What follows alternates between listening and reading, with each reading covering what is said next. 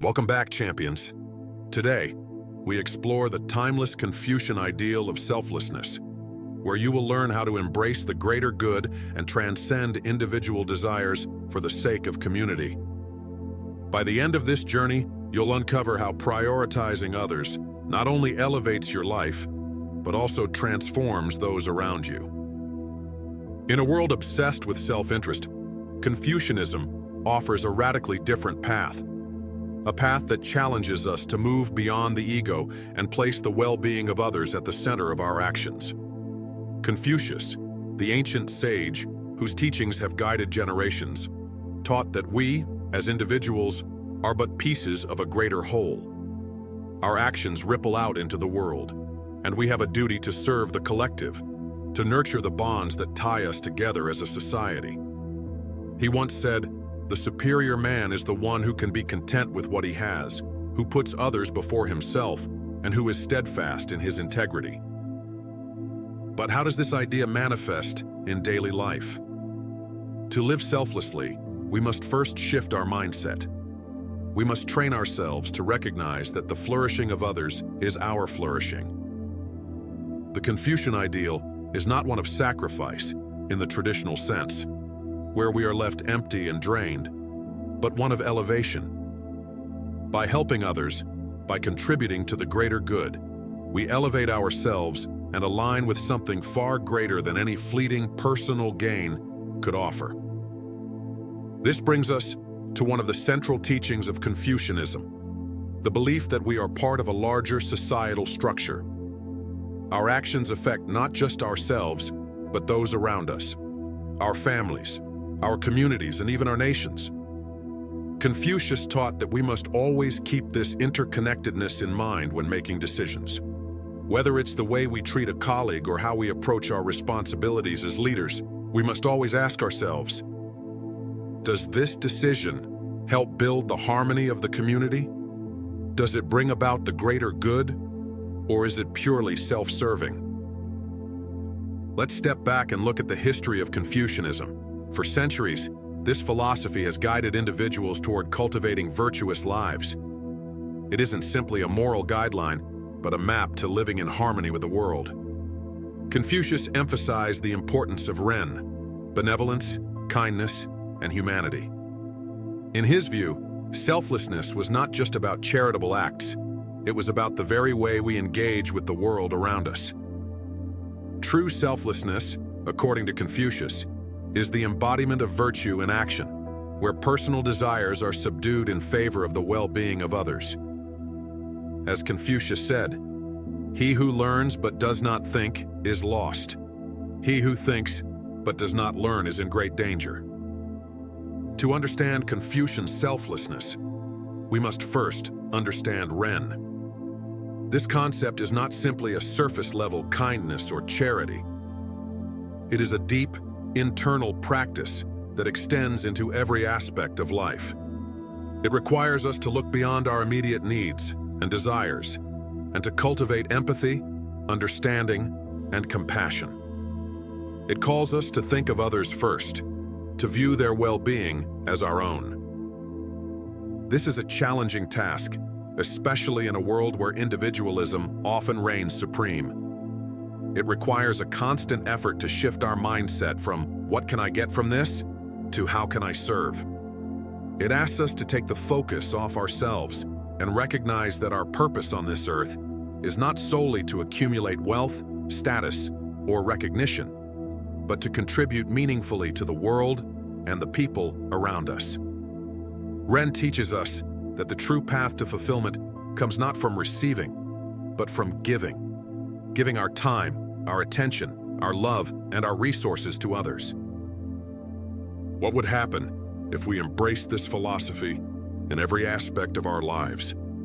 Imagine a life where our every action was weighed with the consideration of how it affects those around us, where every decision, from personal to professional, was made with the intent to bring others up rather than push them down. Confucius believed that by living in such a way, we not only contribute to the welfare of the community, but we also refine ourselves, fostering inner peace and satisfaction. The ripple effect is undeniable. Each action that uplifts another enriches our own existence. As we reflect on the core teachings of Confucianism, let us ask ourselves, how often do we act out of self-interest? How often do we prioritize personal desires at the expense of those around us? To truly embody the Confucian ideal of selflessness, we must take a step back and reevaluate our choices. This isn't about negating our individual dreams or goals. It's about recalibrating them so they align with the greater good. True strength lies in the ability to push past the limits of the self, to see ourselves as part of something larger than our individual wants and needs.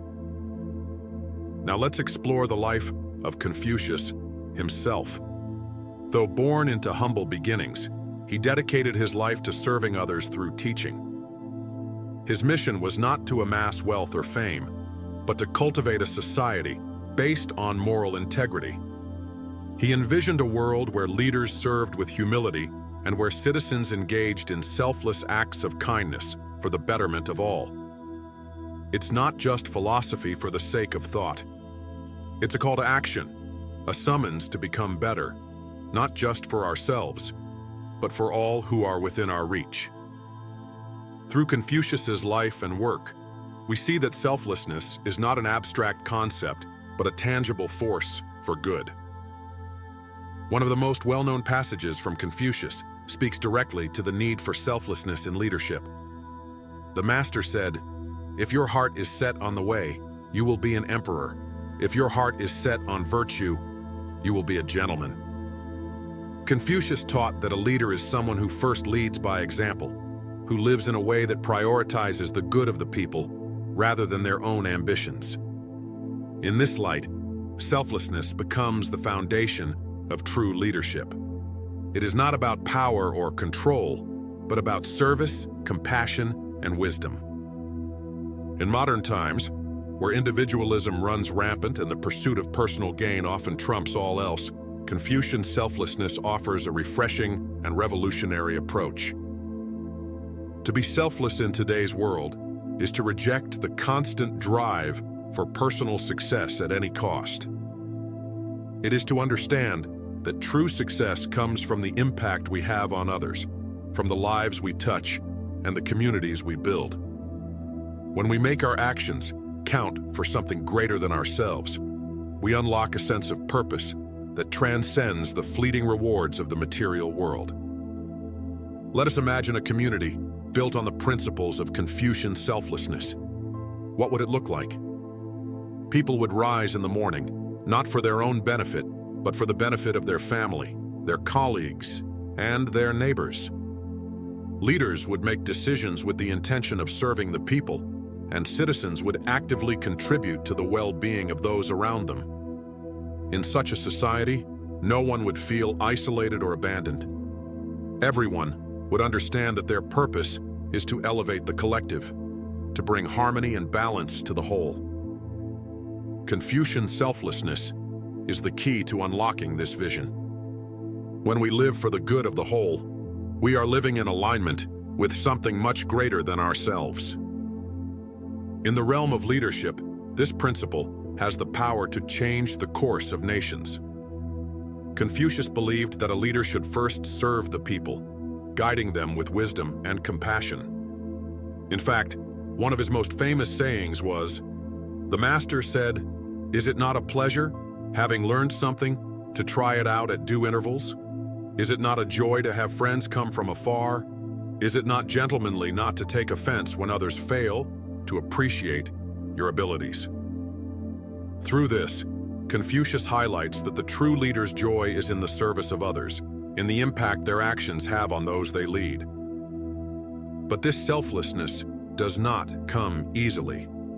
It requires sacrifice. It demands that we constantly put others before ourselves and hold ourselves to a higher standard. It requires us to acknowledge our privilege, to offer our time, our knowledge, and our energy for the betterment of others. It calls us to break free from the prison of our own desires and embrace a life of communal responsibility. It challenges us to think beyond the I and instead center the we.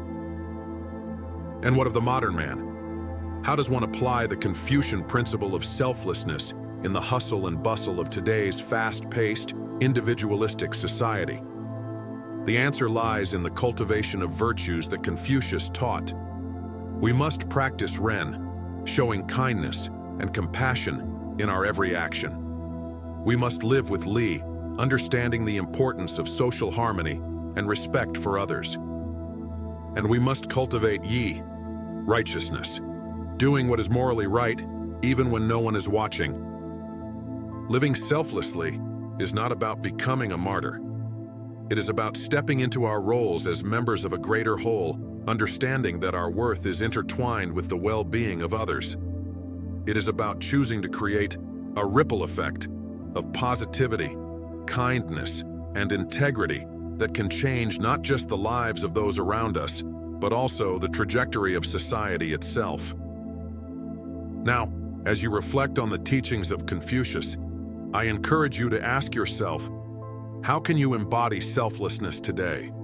How can you make choices that elevate the lives of others, that contribute to the greater good, that reflect the principles of ren, li, and yi? Know that the path of selflessness is a path of great strength, one that leads to the fulfillment of a greater purpose, and that in serving others, you will ultimately serve yourself in the most profound way. If this message resonates with you, don't forget to like this video and subscribe to the channel so that you can consciously choose the content you want to see and continue to expand your knowledge of ancient wisdom. Dive into our other videos on the channel and let them guide you further on your path of growth and development. Until next time, champions, stay strong and stay committed to your path.